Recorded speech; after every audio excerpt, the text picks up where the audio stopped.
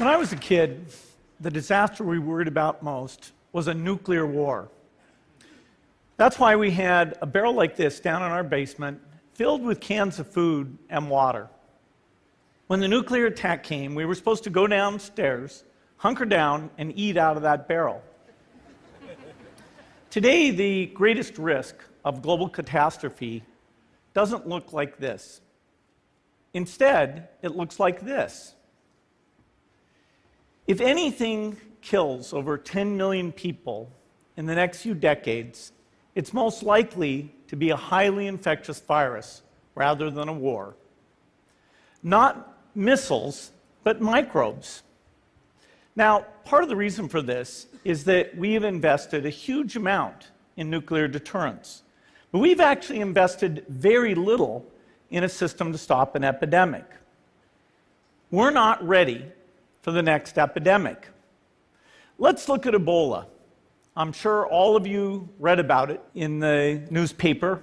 Lots of tough challenges. I followed it carefully through the case analysis tools we use to track polio eradication. And as you look at what went on, the problem wasn't that there was a system that didn't work well enough. The problem was that we didn't have a system at all. In fact, there are some pretty obvious key missing pieces. We didn't have a group of epidemiologists ready to go who would have gone, seen what the disease was, see how far it had spread. The case reports came in on paper. It was very delayed before they were put online, and they were extremely inaccurate. We didn't have a medical team ready to go. We didn't have a way of preparing people. Now, Médecins Sans Frontières did a great job orchestrating volunteers, but even so, we were far slower than we should have been getting the thousands of workers into these countries. And a large epidemic would require us to have hundreds of thousands of workers. There was no one there to look at treatment approaches, no one to look at the diagnostics, no one to figure out what tools should be used. As an example, we could have taken the blood of survivors, processed it, and put that plasma back in people to protect them. But that was never tried.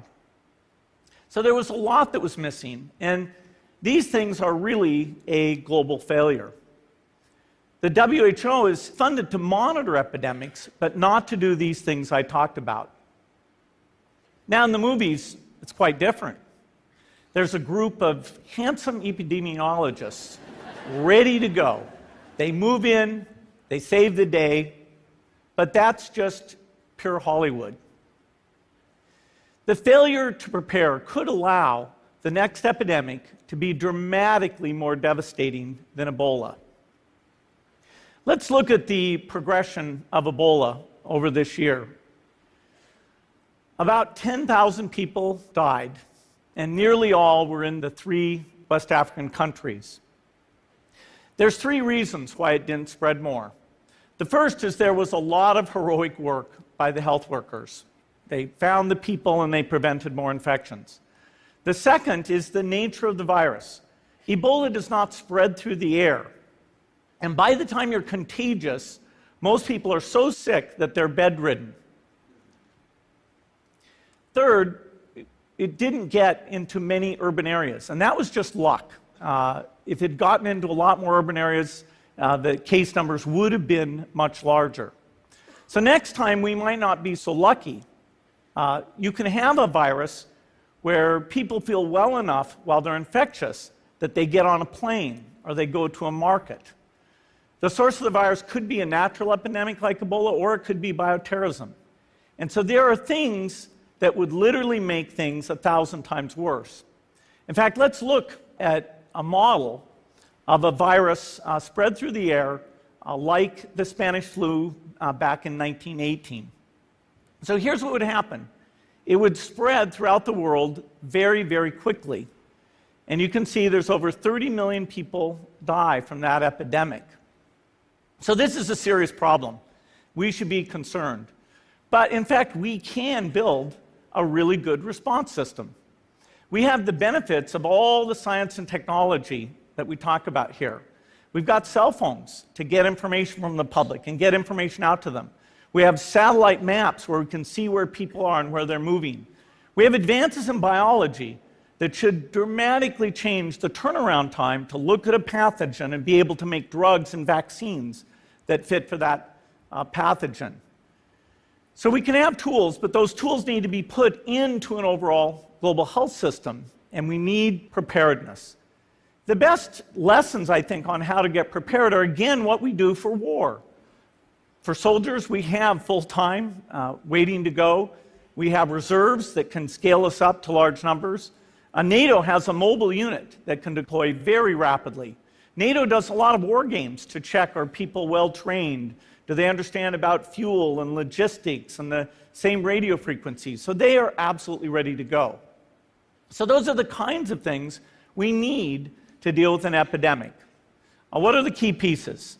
First is we need strong health systems in poor countries.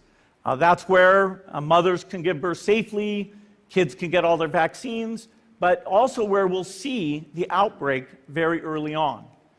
We need a medical reserve corps, lots of people who've got the training and background who are ready to go with the expertise.